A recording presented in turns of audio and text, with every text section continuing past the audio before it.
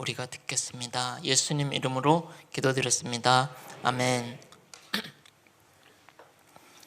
네, 저는 케냐에서 온 이원철 선교사라고 합니다. 여러분이 제가 지금 여기 온 지 한 달이 조금 넘어서요, 얼굴이 많이 하얘졌습니다. 그래서 사람들이 놀라시더라고요. 97년에 케냐에 하나님께서 보내셔서 그곳에 갔고, 거기서 학교 사역을 하던 중에 복음이 전혀 들어가지 않는 지역을 찾게 되었습니다. 하나님의 은혜로 지금 사역하는 모얄레에서 모얄레는 90%가 회교도들입니다. 그곳에 기독교 학교를 시작했습니다. 처음에 여러 가지 어려움들이 많이 있었지만 또 하나님의 은혜로 다 극복하게 하시고, 지금은 그 지역에서 회교도들이 정말 좋아하는 학교가 됐어요. 여러분, 회교도들에게 복음을 전하는 것이 얼마나 어렵냐면, 이제 처음에 복음을 전하기 위해서 이야기를 시작하면 처음에는 듣지만 들으면서 그들이 알아채면은 협박을 합니다. 이제 돌아가라. 돌아가지 않으면 피를 볼 줄 알아라. 그래서 어떤 사람들은 또 용감하게 하려고 하지만 일단 그들이 마음을 닫고서 듣지를 않기 때문에 전도하기가 어렵습니다. 그런데 저희 학교에서는 조건이 있습니다. 우리 학교에 들어오려면, 우리 학교에서 공부하려면 일주일에 3시간씩 성경을 배워야 된다. 이것이 전제 조건입니다. 그런데 학교가 너무 좋아서요, 그러니까 제가 잘해서가 아니라 하나님의 은혜를 많이 입어서 학교가 그 지역에서 가장 좋은 학교가 됐습니다. 성적이 가장 좋아요. 그러니까 이제 회교도들이 옵니다.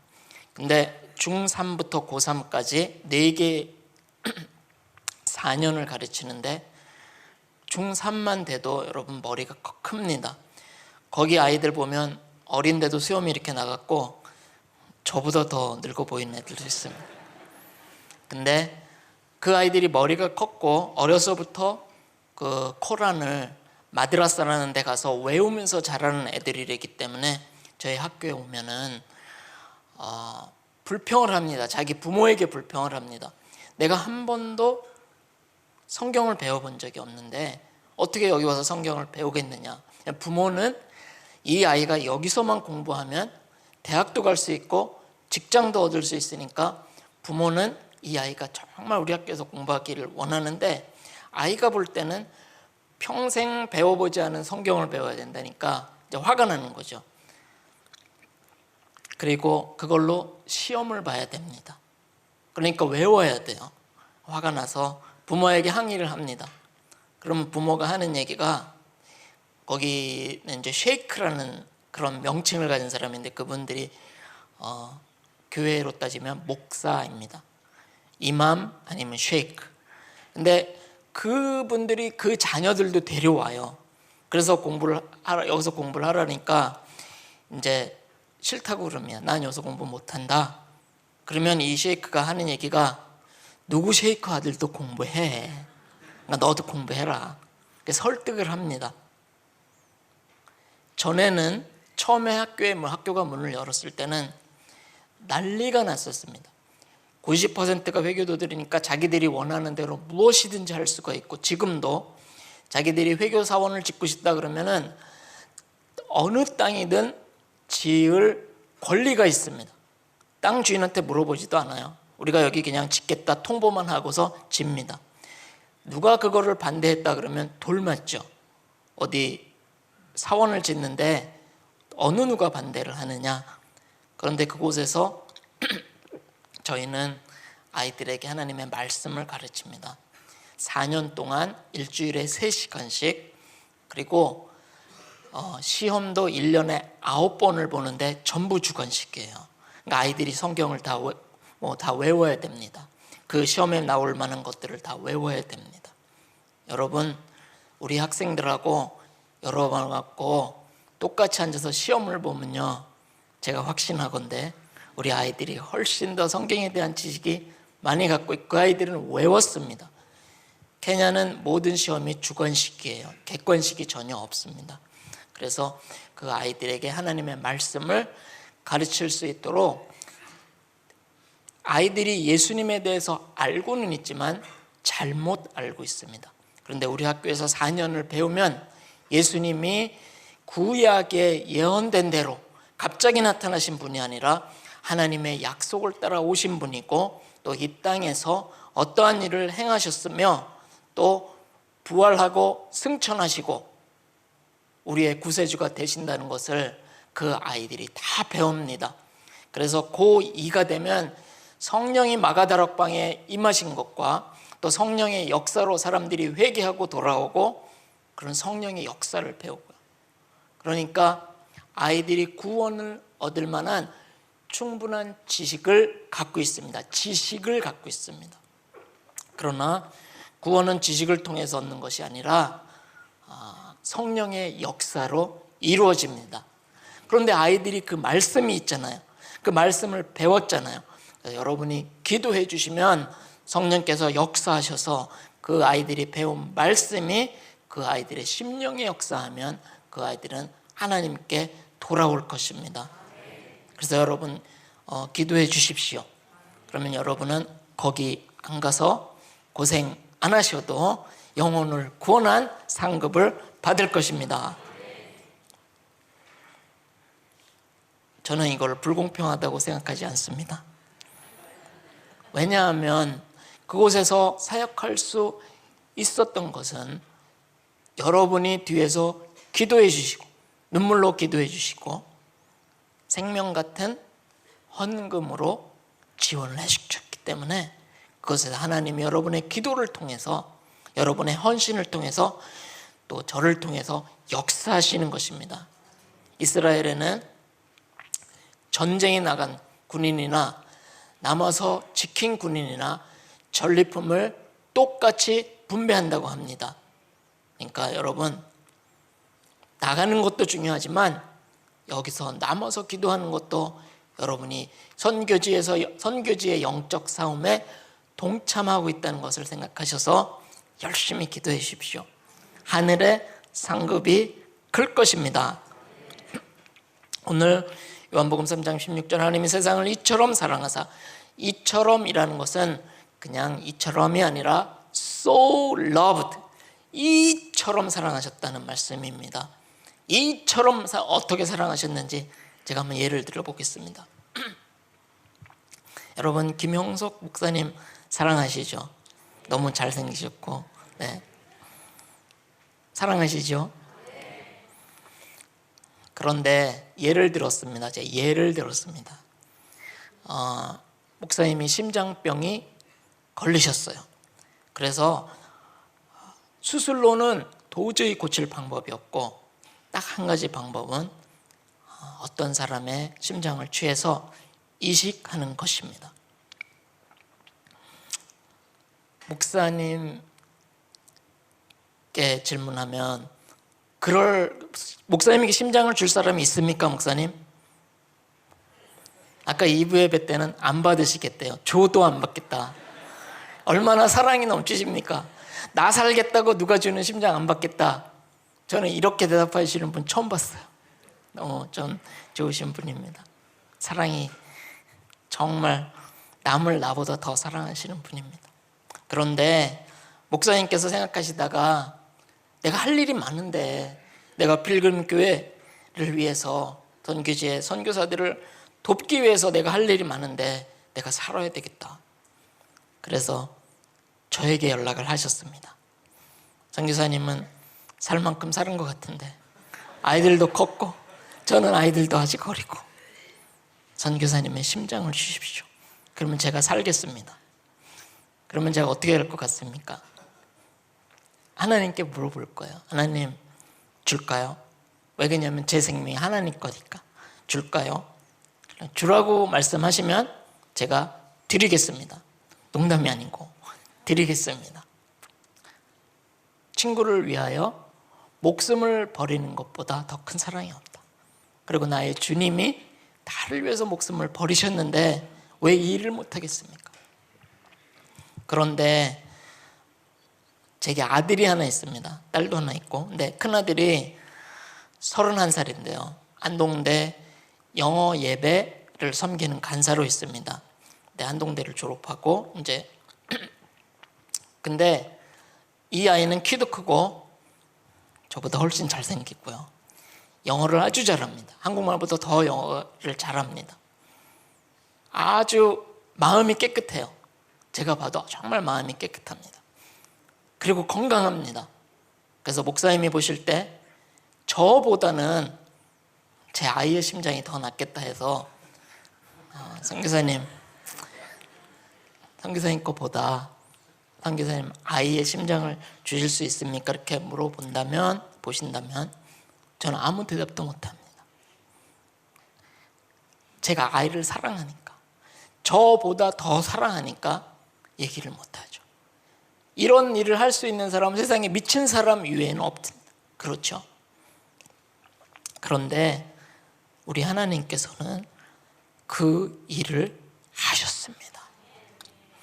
하나님은 내가 여전히 죄인 되었을 때 나를 살리시기 위해서 하나님의 사랑하는 독생자 예수 그리스도를 십자가에 못 박아서 그 생명을 취해서, 그 심장을 취해서 제 안에 넣어주셨습니다. 이 세상에 이보다 더 아름다운 이야기를 여러분 들어본 적이 있습니까? 다른 종교에는 신들이 사람들한테 하는 얘기가 너희들이 잘 살아라, 너희들이 선행을 해라, 너희들이 돌을 닦아라, 그래야 극락에 들어가든지 천국에 들어가든지. 근데 우리 하나님께서는 우리가 스스로 그 일을 할 수 없다는 것을 너무나 잘 아시고, 하나님은 그 사랑하는 독생자 예수 그리스도를 죄가 없지만 죄 있는 곳으로 간주하셔서 우리의 모든 죄를 그분에게 치우셔서 십자가에 죽여서 그 피로, 그 생명으로 우리를 구원하신 것입니다. 우리가 그 생명을 가지고 살고 있어요. 그러니 어찌 우리가 하나님을 찬양하지 않을 수 없고, 어찌 우리가 그 은혜에 감격해서 눈물을 흘리지 않을 수 있습니까? 저는 이 사랑을 생각할 때마다 혼자서 이렇게 침대에서 이 사랑을 생각할 때마다 항상 눈물이 흐릅니다. 하나님 미쳤어요. 하나님 어떻게 그렇게 하실 수 있습니까? 하나님은 미쳤습니다.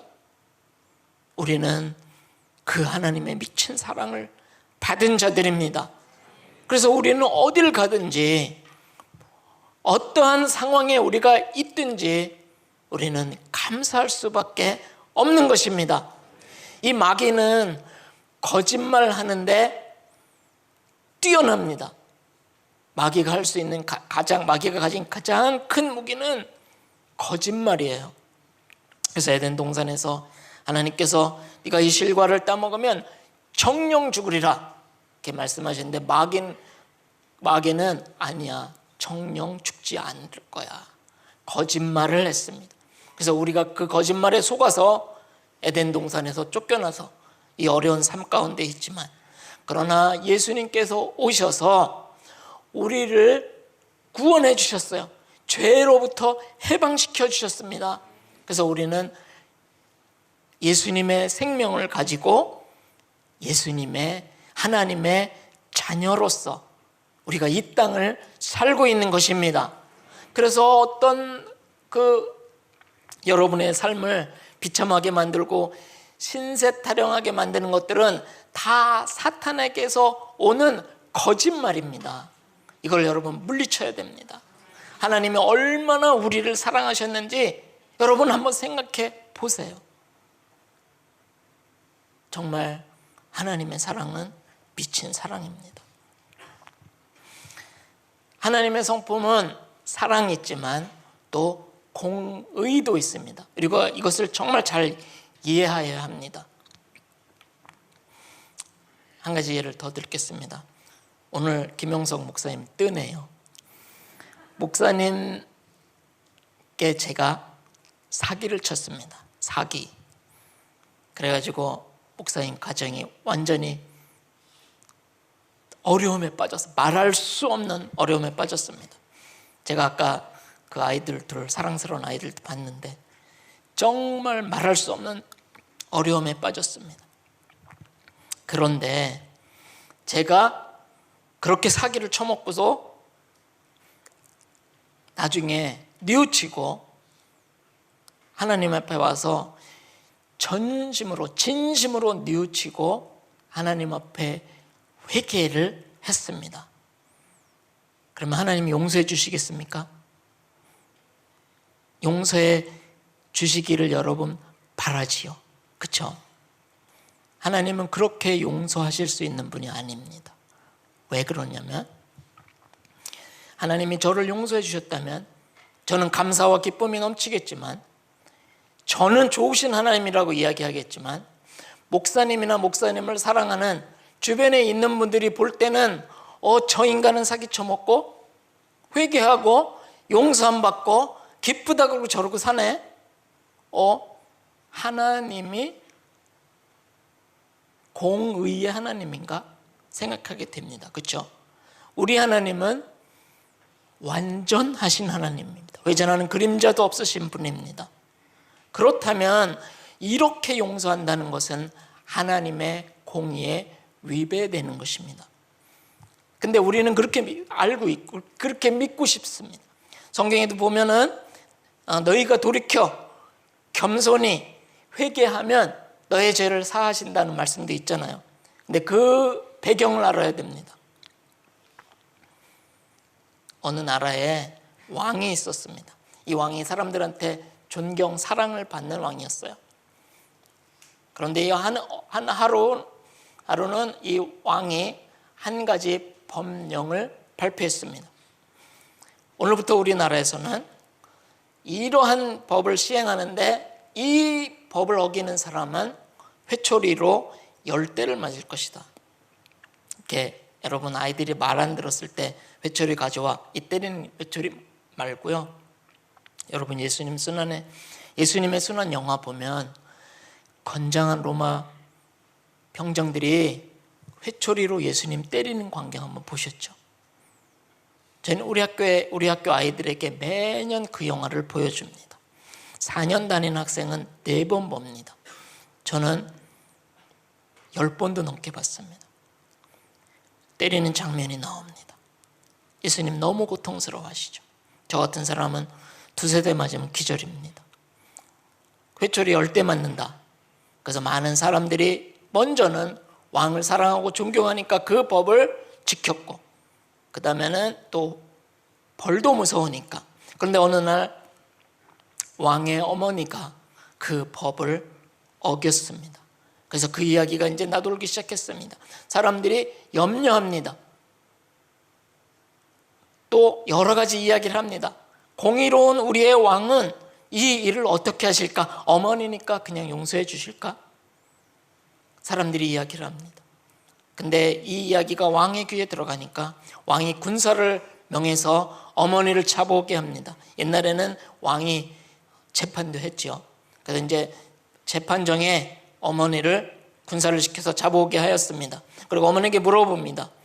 이 법을 어겼습니까? 그 일을 하셨습니까? 그러니까 어머니가 본 사람도 있고 그러니까 그렇게 했다고 고백을 했습니다.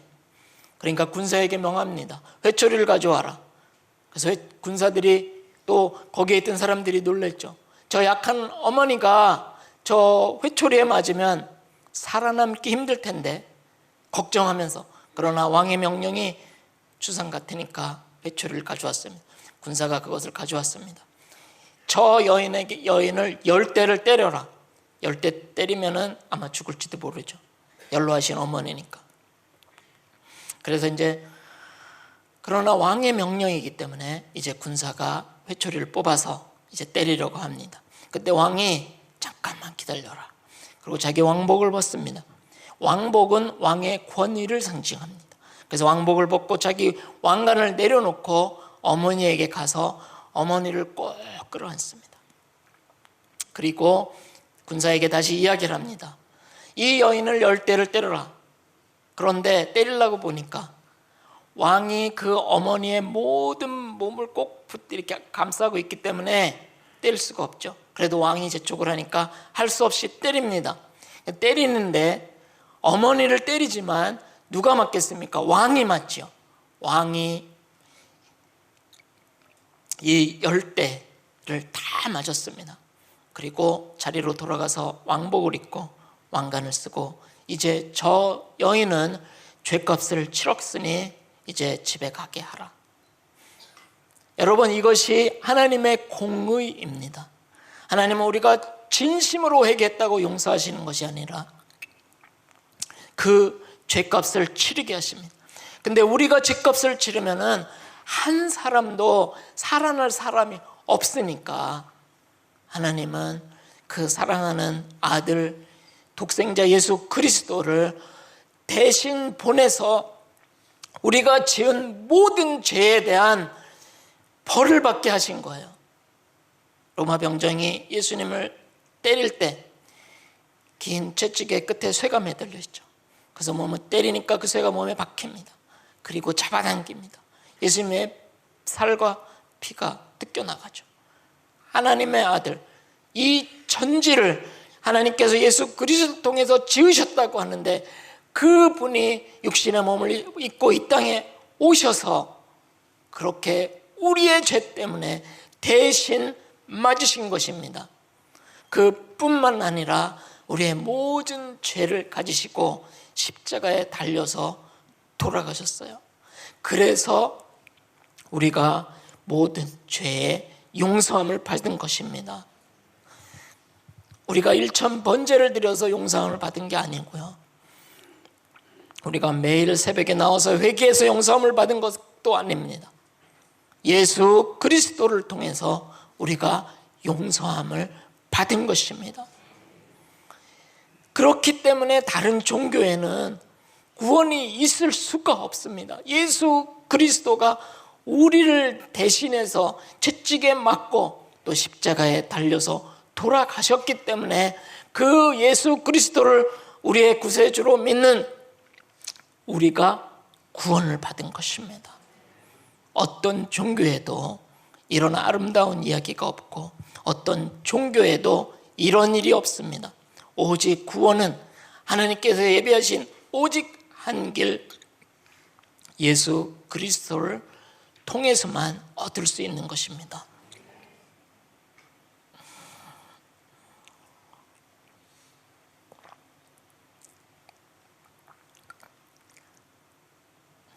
한 가지 분명히 하고 넘어가야 될 부분이 있습니다.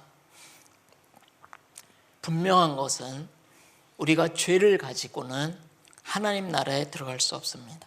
이 죄는 강력하기 때문에 하나님의 아들 예수 그리스도도 십자가에 못 박을 만큼 강력한 힘을 가졌습니다.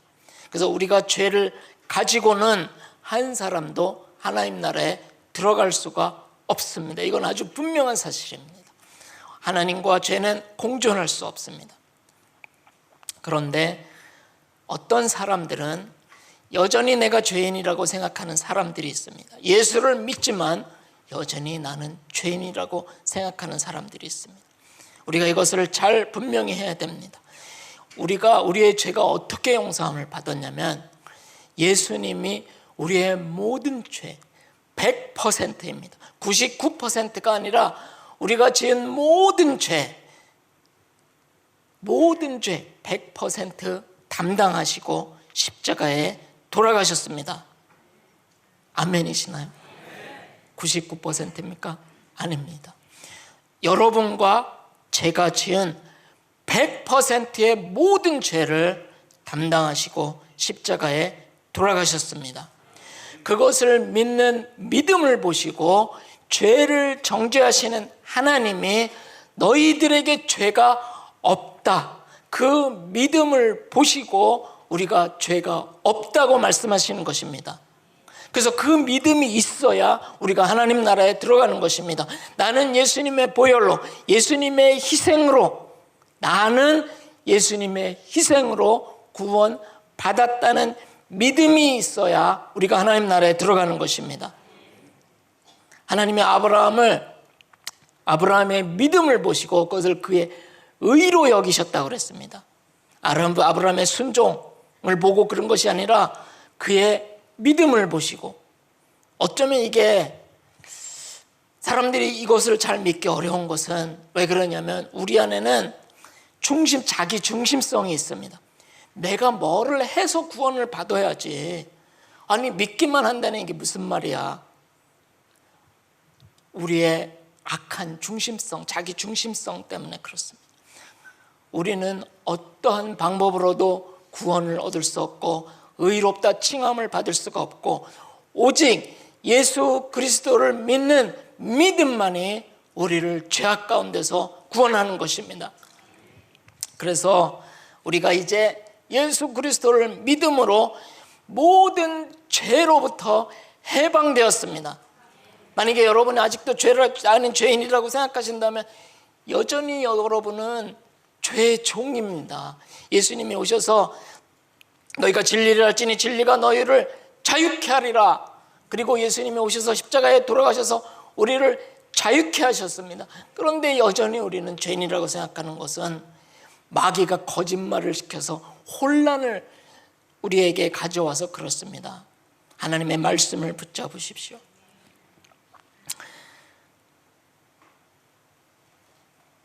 여러분이 예수 그리스도가 여러분의 모든 죄를 담당하시고 십자가에 돌아가셨다는 것을 믿을 때 여러분의 죄는 100% 용서함을 받았습니다. 아멘. 이게 믿음입니다. 뭐를 해서가 아니라, 내가 하나님 앞에 의로운 일을 해서가 아니라 이 믿음으로 우리의 죄가 용서함을 받은 것입니다. 죄를 정죄하시는 하나님께서 그 믿음을 보시고 여러분의 죄를 다 씻어주신 것입니다. 그런데 사도 세례 요한이나 예수님이나 베드로가 성령을 받거나 가장 먼저 복음을 증거할 때 하신 말씀이 뭐냐면 회개하라 이것이었습니다. 회개라고 하는 것은 이전에 나의 모든 삶, 죄악된 삶을 완전히 청산해버리고 예수 그리스도를 믿고 세례를 받음으로 새로운 삶, 새로운 나로 사는 것, 이것이 회개입니다. 여러분의 죄가 다 씻겨졌다고 생각해 보십시오. 여러분 이제 깨끗한 옷을 입은 사람입니다. 그러면 여러분 또 죄를 짓겠습니까? 안 짓죠. 깨끗한 이 옷 입은 사람이 막 나가서 뒹굴겠습니까? 그렇지 않습니다. 우리의 믿음의 출발은 예수 그리스도가 우리의 모든 죄를 담당하시고 십자가에 돌아가셨다. 이것이 우리의 믿음의 출발이고, 또 회개가 우리의 믿음의 출발입니다. 과거의 모든 잘못된 그런 삶에서 완전히 돌아서야 됩니다. 99% 돌아서면 안 되고 100%. 그래서 사도 바울이 이렇게 고백했습니다. 내가 그리스도와 함께 십자가에 못 박혔나니 그런즉 이제는 내가 사는 것이 아니요 오직 그리스도께서 사시는 것이라. 그래서 예수님을 믿은 사람은, 거듭난 사람은 과거에 그 사람의 삶을 사는 것이 아니라 예수 그리스도께서 여러분 안에 사시는 것입니다. 근데 마귀가 자꾸 속여서 자꾸 과거를 들춰내고 자꾸 죄로 돌아가게 하려고 애를 많이 씁니다. 단호하게 우리가 물리치고 믿음으로 굳게 서야 됩니다. 제 목소리가 조금 이상해져도 불안해하지 마십시오. 요한일서 3장 9절에 보면 하나님께로부터 난 자마다 죄를 짓지 아니하나니 이는 하나님의 씨가 그의 속에 거하며 그도 범죄하지 못하는 것은 하나님께로부터 났음이라. 저는 오래전에 어떻게 이 세상에 살면서 죄를 짓지 않을 수 있을까? 하나님께로부터 난 자마다 죄를 짓지 아니하나니 이것이 어떻게 가능할까? 이렇게 생각한 적이 있었습니다. 그러나 이 말씀은 성령의 감동으로 쓰여진 하나님의 말씀입니다. 하나님께로부터 난 자마다 죄를 짓지 아니하나니, 왜 그러냐면 그 안에 하나님의 씨가 있기 때문이라고 했습니다. 하나님의 씨는 다른 성경에서는 하나님의 성령이라고, 하나님의 씨는 하나님의 생명이라고도 번역합니다. 이것이 무엇입니까? 성령입니다. 우리가 어떤 결심으로, 결단으로 죄를 짓지 않겠다 하면 우리는 그것을 계속 밀고 나갈 수가 없어요. 왜냐하면 사탄이, 얘는 잠도 없습니다. 여러분 생각해 보세요. 여러분의 경쟁자가 잠도 안 자고 여러분하고 경쟁한다면 쉬는 날도 없습니다. 얘는 정말 우리로 하여금 죄를 짓게 해서 하나님으로부터 분리시키는 일에 삶을 바치냅니다.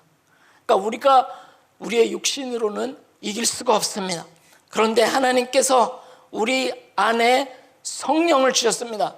에스겔 36장 26절에 보면, 또 새 영을 너희 속에 두고 새 마음을 너희에게 주되 너희 육신에서 굳은 마음을 제하고 부드러운 마음을 줄 것이며, 또 내 신을 너희 속에 두어 너희로 내 율례를 행하게 하리니 너희가 내 율례를 지켜 행할지라.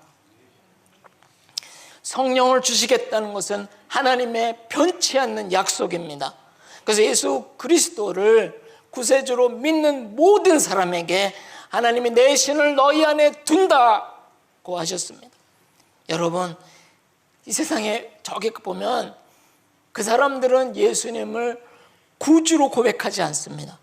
사도 바울이 말씀하신 것처럼 누구든지 성령으로 말미암지 않고는 예수를 구주라고 할 수가 없다고 했습니다. 그렇다면 여러분이 예수님을, 여러분의 모든 죄를 담당하시고 여러분의 모든 죄를 가지시고 십자가에 돌아가신, 여러분을 위해서 돌아가신 구세주로 믿는 여러분에게는 성령으로 말미암지 않고 이 일이 일어날 수 없기 때문에 하나님이 성령을 주신 것입니다. 그래서 이 성령이 우리 안에 계시면서 우리를 인도하시기 때문에, 깨우쳐 주시고 우리를 인도하시기 때문에 하나님께로부터 난 자마다 죄를 짓지 않는 삶을 살 수가 있습니다. 아멘을 크게 해야 됩니다. 왜 그러냐면 마귀가 속여서 안 돼, 안 된다니까, 너 살아왔잖아, 안 돼. 마귀는 속입니다. 우리가 우리의 경험이나 우리의 생각을 붙잡을 게 아니라 오늘 이 하나님의 말씀, 성령으로 감동으로 된 이 말씀을 붙잡으십시오. 이 말씀이 우리의 삶 가운데 이루어질 것입니다. 그래서 우리가 죄를 멀리하고 세상에 속한 것을 멀리하고 우리가 세상의 즐거운 것에 마음을 뺏기지 아니하고 시간을 뺏기지 아니하고 하나님과 함께하는 기쁨을 누리는 시간들을 점점 늘려나가면, 마치 모세가 시내산에 올라가서 하나님을 대면하고 40일 동안 있다가 내려왔을 때 그 얼굴에서 광채가 비쳤지 않습니까? 그것처럼 우리도 우리의 삶 가운데 하나님의 광채가 비출 것입니다. 예수님이 말씀하시기를 너희는 세상의 빛이라. 여러분, 세상에 갈 길을 어찌할 바를 몰라서 방황하고 고민하고 우울증에 빠지고 자살하는 사람들이 많잖아요. 그 사람들이 길을 못 찾는 이유는 빛이 없어서 그래요. 빛이 없어서. 예수님이 여러분들에게 너희는 세상의 빛이다, 빛을 비춰서 사람들이 길을 찾게 해라, 생명의 길을 찾게 해라. 그러고 가기 위해서는 우리가 여기 말씀대로 죄를 짓지 않는 삶을 살아야 됩니다. 이것은 가능한 일입니다. 제가 거기 학교에서 이제 아이들이 고3이 돼서 시험을 봅니다. 그러면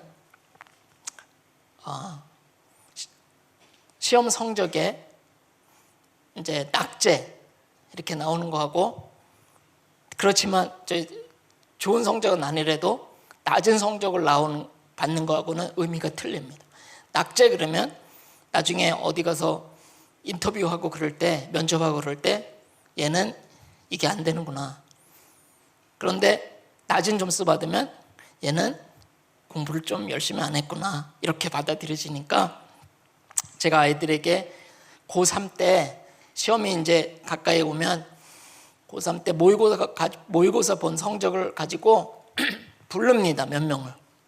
너 낙제 다 이리 와라. 그래서 한 반을 만듭니다. 한 8명에서 10명 사이로. 그리고서 수학을 가르칩니다.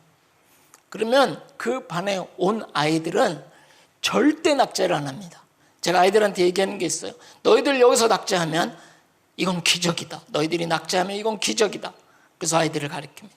근데 아이들의 마음에 계속 고2 때, 고1 때, 중3 때 낙제를 했잖아요.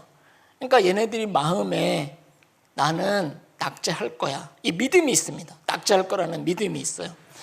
그 믿음을 바꾸지 않으면 아이들을 가르칠 수가 없어요. 그래서 첫 시간에는 무조건 그 믿음을 바꿔주는 일을 합니다. 여러분, 인도 코끼리 길들이는 것도 어렸을 때 쇠사슬에 묶어두잖아요. 그래서 자기 힘으로 하려다가 안 되니까 포기해버리는 것처럼 아이들이 나는 낙제한다는 그런 경험에 의한 생각을 바꿔야 이제 공부를 할 수 있고 또 배운 애들이 낙제를 안 합니다. 제가 이 이야기를 왜 하냐면 하나님께로부터 난 자마다 죄를 짓지 아니하나니, 그런데 우리 경험이 이 말씀을 방해합니다. 그러니까 여러분, 이제 여러분의 마음을 바꾸십시오. 그동안 속아서 살았지만 이제는 이 말씀을 붙잡고, 비록 넘어질 때 있지만 성령께서 우리를 도우셔서, 우리를 긍휼히 여겨서 도우셔서 우리는 죄를 짓지 않는 삶을 살 수 있습니다. 왜 그러냐면 하나님이 말씀하셨기 때문에 그렇습니다. 성령이 우리를 도우시기 때문에 그렇습니다. 성령이 어떻게 우리를 도우십니까? 말할 수 없는 탄식으로 우리를 위해서 친히 간구하시느니라. 어떤 미국 목사님이 파키스탄에 갔대요. 거기는 유목민이니까 집들이 이렇게 높지 않습니다. 유목민들은 케냐에도 마사이, 저는 마사이 집에 많이 가봤는데요, 이렇게 낮습니다. 여기에 한 반 정도 됩니다. 반. 그리고 꼬불꼬불합니다. 왜 그러냐면 맹수들이 들어와서 길 잃으라고 이렇게 뻥 뚫리지 않고 이렇게 꼬불꼬불 돼 있습니다. 못 들어오게. 그런데 이제 이 목사님이 그 유목민이 있는 마을에 갔는데 갑자기 폭우가 쏟아졌습니다. 그러니까 비 피할 때를 찾다가 이제 집을 찾았어요. 봤어요. 막 뛰어갔습니다. 집이 저렇게 작으니 입구도 조그맣죠. 그래서 거의 기다시피 들어가서 이제 앉았습니다. 비가 그치면 나가려고. 그래서 껌껌한데 점점 시간이 지나면서 주변이 밝아지니까 이제 보이기 시작합니다. 유목민들은 새끼들을 자기 자식처럼 생각합니다. 여러분, 아기 있으신 분들 너무 이쁘잖아요. 유목민들은 새끼들을 그렇게 이뻐합니다. 근데 얘네들이 그 집 안에서 똥도 싸고 오줌도 싸고 그래요. 그러니까 냄새가 많이 나죠. 그리고 그 안에서 취사를 합니다. 먹는 게 아주 간단하기 때문에 불 펴놓고 그릇 하나 올려놓고 옥수수 콩 넣고서 익히기만 하면 먹거든요. 그러니까 그렇게 삽니다. 그러니까 그 끓음이 그 안에 가득하죠. 그래서 이 목사님이 이제 앉아있다 점점 눈이 밝아지면서 보니까 이제 보이는 거예요. 똥 싸는 것도 보이고, 비가 오니까 냄새도 나잖아요. 많은 냄새도 나고, 또 연기는 맹쾌하고, 점점 비가 오니까 흙으로 된 천정에서 국물이 뚝뚝 떨어지기 시작합니다. 그러니까 너무 힘들어서 내가 비만 그치면 내가 뛰쳐나가리라. 그리고 이제 바깥에 비 그칠 때만 기다리고 있는 거예요. 너무 힘들게. 근데 성령님께서 그 목사님께 말씀하셨대요. 내가 너의 안에 거하는 것이 네가 지금 이 집에서 힘들게 있는 것보다 더 힘들구나, 이렇게 말씀해 주셨대요. 우리가 성령 충만을 받기를 원하고 성령이 우리 가운데 정말 역사하시기를 원하지만 우리는 우리 안에 너무 지저분한 것들을 많이 집어넣어 놨어요. 그리고 성령이 계시기를, 충만하시기를 원하죠. 그럼에도 불구하고 성령님께서는 우리 안에서 고통하시면서도 우리를 위해서 말할 수 없는 탄식으로 간구하십니다. 그렇다면 하나님이 얼마나 심각하셨어요. 그 사랑하는 아들을 십자가에 못 박았습니다.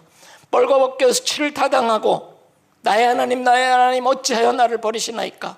그것도 외면하고 우리를 구하시기 위해서 하나님이 얼마나 심각하게 우리를 사랑하셨습니까? 뿐만 아니라 성령이 없이는 우리가 하나님의 말씀을 다 지킬 수가 없으니까 우리 안에 성령을 주시겠다고 에스겔 36장에서 오래전에 이미 약속하셨고 그 약속하신 성령을 우리에게 주셨습니다. 그리고 또 우리 안에서 말할 수 없는 탄식으로 고통하시면서 우리를 하나님 나라에 인도하시기 위해서 애를 쓰고 계십니다. 그러면 우리도 하나님만큼이나 그 십자가에 달려가신 예수님만큼이나 우리 안에서 간구하시는 성령님만큼이나 좀 우리의 구원에 좀 심각해야 되지 않겠습니까? 왜 하나님만 그렇게 애를 쓰십니까? 하나님만 왜 고통을 당하십니까? 우리를 위해서 그 크신 사랑을 베풀어 주신 하나님을 생각하며 이제 우리는 죄를 짓지 않는 삶, 성령의 인도하심에 따르는 삶, 이 세상의 빛과 소금으로서 사는 삶을 우리는 살아야 됩니다. 그리고 그렇게 살 수 있습니다.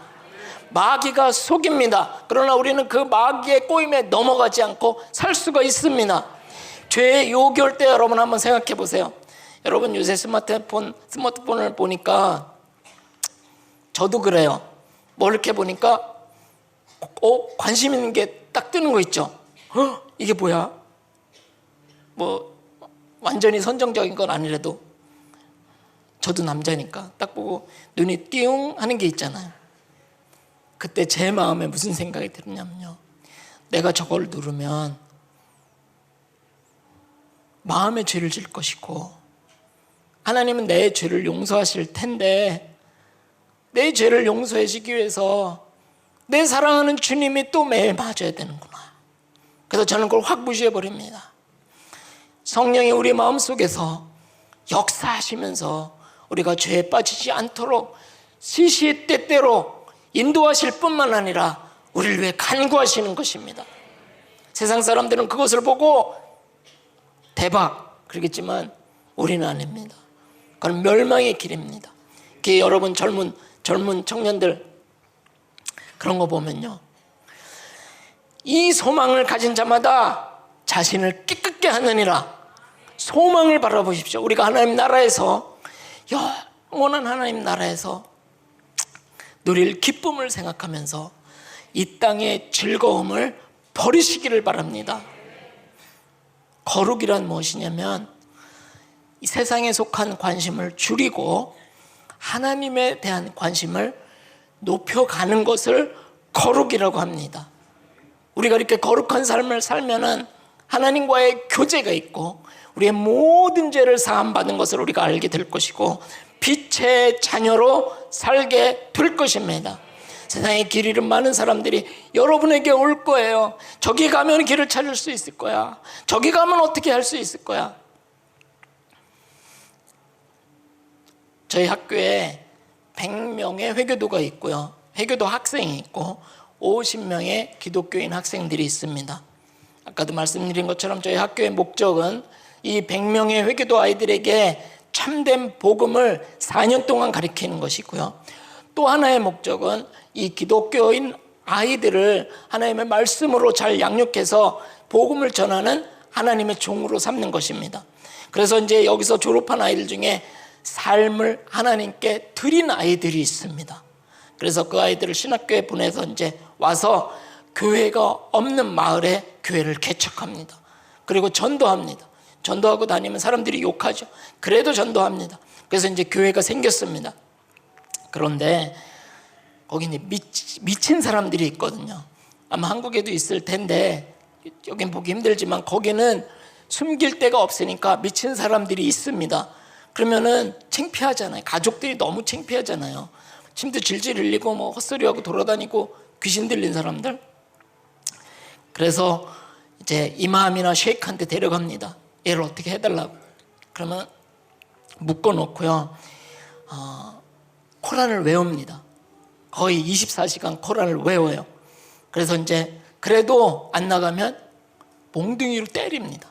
몽둥이로 때리면 귀신 나갈까 하는 소망을 가지고. 그런데 여러분, 몽둥이로 때린다고 귀신이 나갑니까? 안 나가죠. 그러니까 어떻게 못하다가 교회로 데려옵니다. 교회에 데려오면은 우리 학생 그 목사님이 샥 그냥 단번에 쫓아냅니다. 그러니까 여러 가지 방법을 써도 안 됐는데 교회에 와서 예수 이름으로 귀신이 쫓겨나가니까 이 사람들이 우리가 믿었던 회교는 이게 참된 종교가 아니다. 그래서 교회로 나옵니다. 나올 때 그 사람만 나오는 게 아니라 귀신 들렸다 난 사람만 나오는 게 아니라 가족들도 다 나옵니다.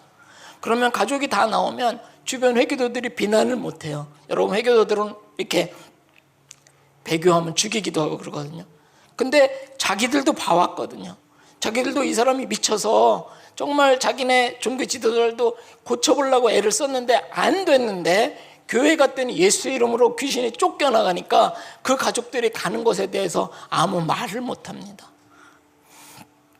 그래서 여기는 한국은 기독교인이 정체가 되거나 줄어든다 그러는데요, 거기는 회교도가 90%임에도 불구하고 거기는 믿는 사람들이 점점 늘어납니다. 한 학생이 가서 이제 신학교 갔다 와서 개척했어요. 200명이 넘습니다. 교회가 없었는데요. 그리고 또 한 군데 개척을 했습니다.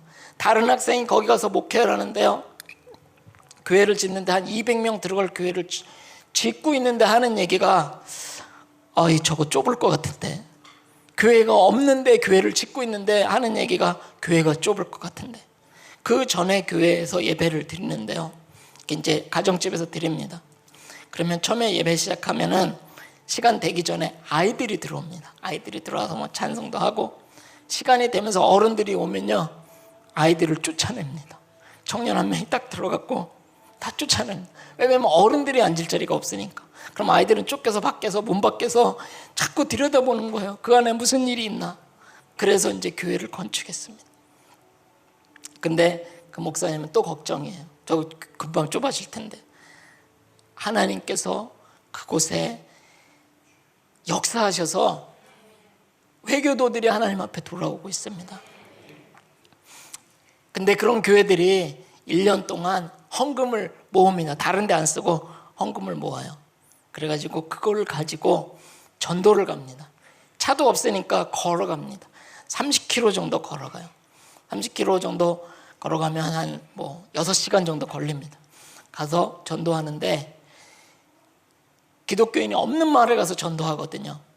그러면은 그 사람들이 다른 마을에서 온 사람들을 환영하지 않습니다. 오히려 배척하고, 저놈들이 왜 왔나 그렇게 하고, 또 회교도들이 많으니까 예수님을 전하러 왔으니까 싫어합니다. 그래서 사람들이 자기들 먹을 것만 콩하고 옥수수 이렇게 싸갖고 가서 끓여 먹고요, 그냥 그러니까 들판에서 끓여 먹고 들판에서 자고, 그래 전도를 합니다. 한 마을에는 전도하러 갔는데 3년 동안 비가 안 왔습니다. 회교도 마을이었는데 3년 동안 비가 안 왔어요. 근데 전도하러 가니까 사람들이 하는 얘기가, 너희가 믿는 하나님이 참 하나님이면 비 좀 오게 해달라고 기도해라. 그러니까 이제 전도팀이 다 모여갖고 금식했어요. 하루 종일 그날 금식하면서 기도했어요. 그 다음날 비가 왔습니다. 그러니까 저희가 전도할 때 이제 한 집에 가서 전도하고 또 다른 집에 가서 전도하고 이러는데, 한 집에 가서 전도하는데 사람들이 막 몰려왔고 무슨 소리나 듣는 거예요. 따로 다른 집에 옮겼는데 거기 줄줄줄 따라와서 또 듣는 거예요. 또 다른 집에 와서 또 듣고 그렇습니다. 하나님께서 그 사람들을, 그 백성들을 구원하기 시기를 기뻐하십니다. 근데 문제는 우리가 거기는 회교마을이니까 안 될 거야, 거긴 다른 방법이 뭐가 있겠지, 거기는 위험한데, 케냐의 선교사가 100가정 정도 됩니다. 그런데 많은 사람들이 안전한 곳에 모여 살고 있습니다. 정말 선교사가 필요한 데는 선교사가 없어요. 박보영 목사님께서 뭐든지 필요하면 얘기하라고 하셨어요. 뭐든지. 목사님, 선교사를 보내주십시오. 선교사가 들어오면은요, 많은 사람이 예수님을 믿을 수 있습니다.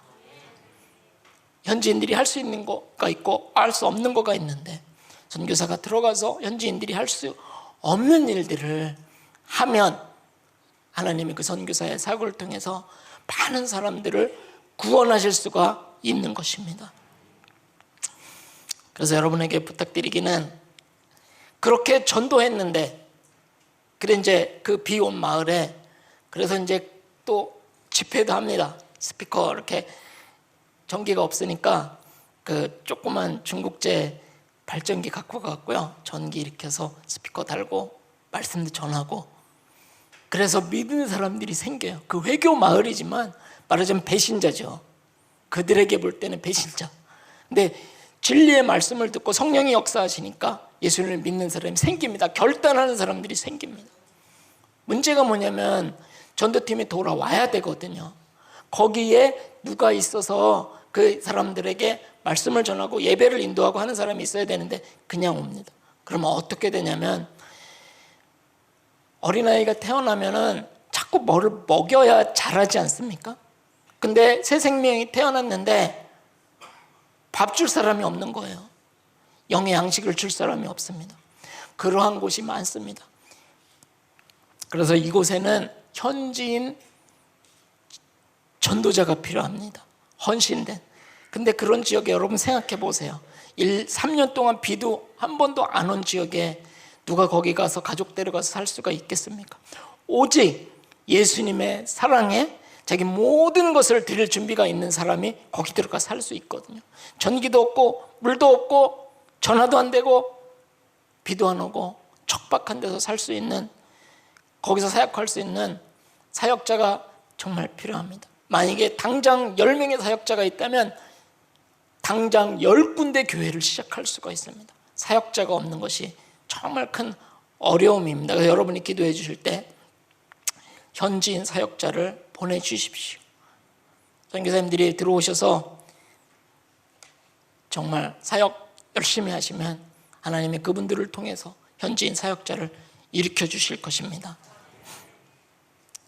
저희 어머니가 이제 90이 되셨어요. 90. 제가 케냐에 97년에 갔는데 이번에 처음으로 3개월을 나왔습니다. 그전에는 나올 시간이 없었어요. 그래서 한 달밖에 못 나왔어요. 근데 이번에는 결심을 하고 나왔습니다. 지난 21년 동안 케냐의 사역을 위해서 우리 어머니가 기도를 많이 해주셨거든요. 수년 전에 저희 아버지가 돌아가셨어요. 어머니가 전화를 하셨어요.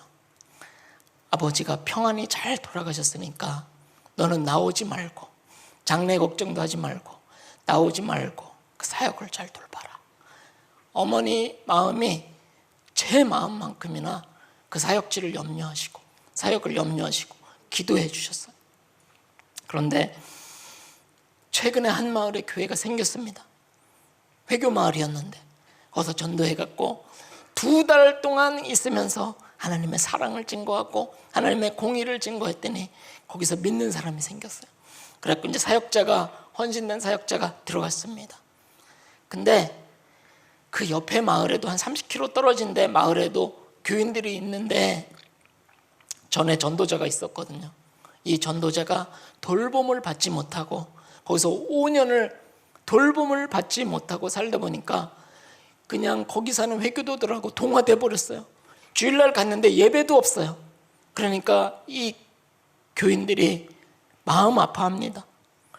예배 없이 6개월 이상 있었더라고요. 나중에 그걸 알게 돼서 이제 제가 들어갔는데, 그래서 이 마을도 돌봐야 되는데 또 다른 마을도 돌봐야 되는데 30km면 6시간 걸어가야 되거든요. 사역하고 6시간 걸어오려면 너무 힘들잖아요. 그래서 제가 어머니한테 얘기했어요. 어머니, 여기 오토바이 사주세요. 그러면 이 전도자가 매주 가서 거기 요일을 달리해서 가서 예배드리고 그 사람들을 하나님의 말씀으로 양육할 수 있습니다. 어머니가 너무 좋아하시는 거예요. 그렇게 해서 많은 영혼들이 구원받으면 어머니 앞에 상급이 얼마나 크겠습니까? 저희 어머니는 선교사 아들 둔 특혜로 그런 기회를 얻은 것입니다. 그래서 저희 어머니가 형제들 만났을 때 이렇게 눈물을 글썽글썽 하시면서 그걸 자랑하시더래요. 앞으로 이제 그쪽 지역에 많은 사역이 일어날 것입니다. 제가 그곳에 오래 있는 동안에 선교사들을 참 너무 보고 싶었는데 오지 않았는데, 필그림 교회를 통해서 이제 많은 선교사들이 올 것이고, 또 여러분이 힘써 기도해 주셔갖고 이제 그쪽 지역에 하나님의 놀라운 영광이 임할 것입니다. 그러면 여러분 하나님 나라에 가면 여러분의 상급이 클 것입니다. 말씀을 정리하면서, 여러분, 우리는 빛의 자녀입니다. 예수 그리스도, 존귀하신 예수 그리스도의 생명이 우리 안에 있습니다. 사단이 우리를 결코 넘어뜨리지 못합니다. 누구도 우리를 해할 수 없습니다. 근데 마귀가 자꾸 속여 스스로 넘어지게 만듭니다. 여러분, 이 말씀을 굳게 붙들으십시오. 하나님께로부터 난 자마다 죄를 짓지 아니하나니. 그래서 여러분, 빛의 자녀로 사십시오. 이 지역에서 하나님의 놀라운 빛을 비추십시오. 저희는 그곳에 가서 하나님의 놀라운 빛을 비추겠습니다. 기도하겠습니다.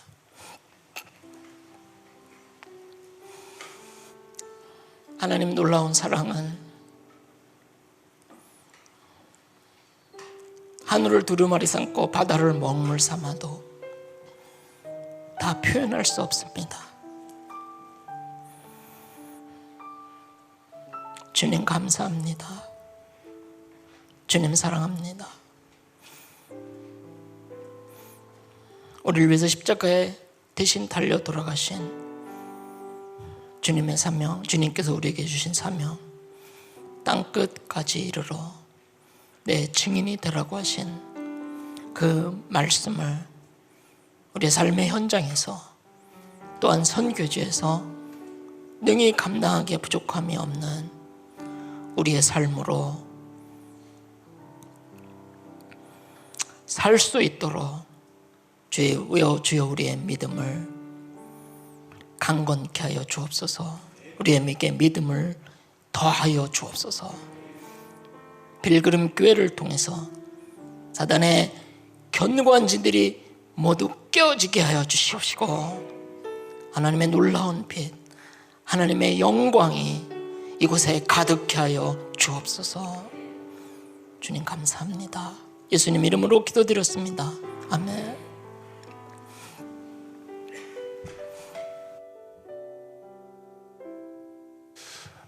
우리 시간에 우리 말씀을 기억하면서 찬양하고 기도했으면 좋겠습니다. 우리 선교사님 말씀을 듣는데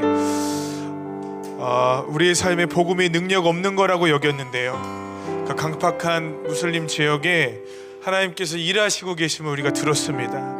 여러분, 우리 삶에도 우리 주님의 역사가 일어날 수 있음을 여러분 믿으시죠?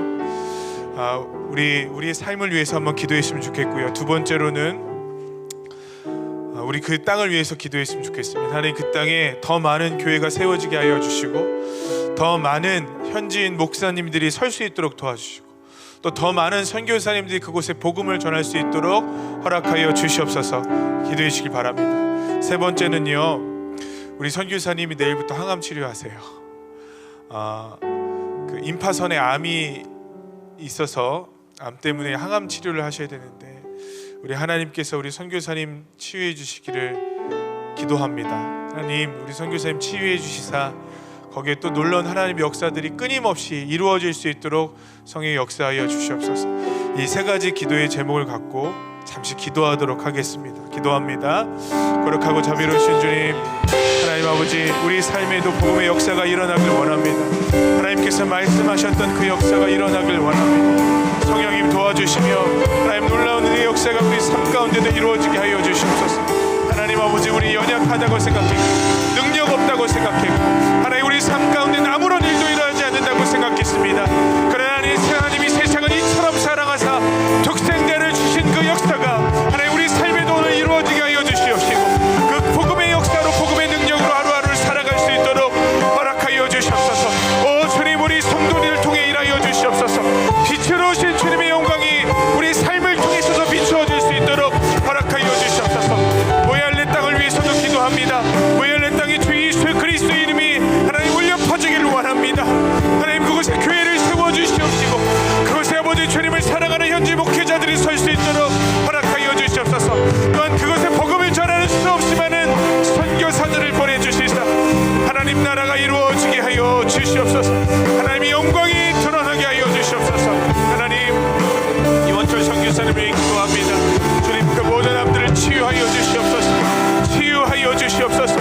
하나님 우리는 그저 이렇게밖에 기도할 수 없습니다. 하나님 나라를 위해서 치유하여 주시옵시고 하나님의 영광이 드러날 수 있도록 허락하여 주시옵소서. 하나님의 영광이 드러나게 하여 주시옵소서. 하나님의 영광이 드러나게 하여 주시옵소서.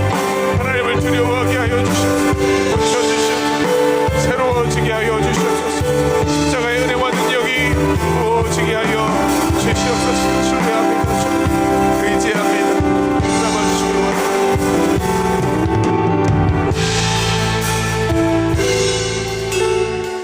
하나님 우리의 기도하는 것보다 우리가 생각하는 것보다 더 능히 일하실 주님을 찬양합니다. 하나님 복음이 우리의 삶에는 능력 없는 것 같았으나 아프리카 저 하나님 한 구석에서는 하나님 강력한 영들의 진들을 파하는 하나님의 권능이 일어나고 있었습니다. 하나님이 그러니 이제 우리 사단에게 속지 않도록 허락하여 주시옵소서. 우리의 경험과 우리의 생각으로는 우리 삶에 절대로 주의 거룩과 은혜가 나타날 수 없지만 그러나 살아계신 하나님의 말씀이 하나님 그 아들 예수 그리스도의 보배로운 보혈이 우리의 삶에 부어지면 그것을 우리가 믿을 때 가능한 줄 믿습니다. 이제 열매 맺게 하여 주시옵소서. 하나님 지고 있던 모든 삶의 영역에서 승리의 나팔이 울려 퍼질 수 있도록 허락하여 주시옵소서. 주님 모야알레 땅을 위해 우리 필그림교회 기도하겠습니다. 주님 주의 복음이 하나님 날마다 울려 퍼질 수 있도록 허락하여 주시옵소서. 주님 주의 영광이 날마다 하나님 드러나게 하여 주시옵소서.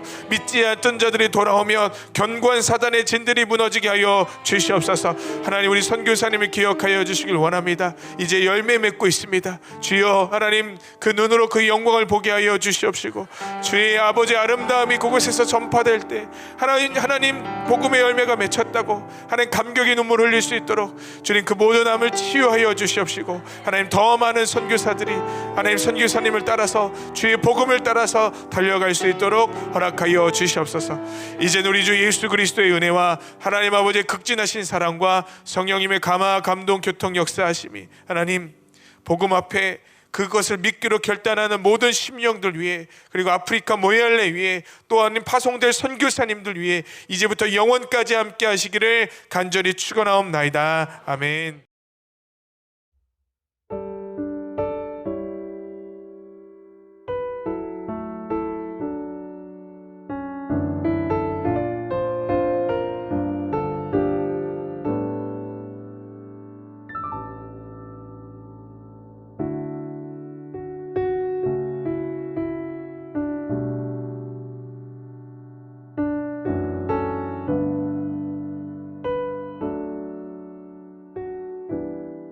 저만 수술 받았지? 상황은 그대로입니다.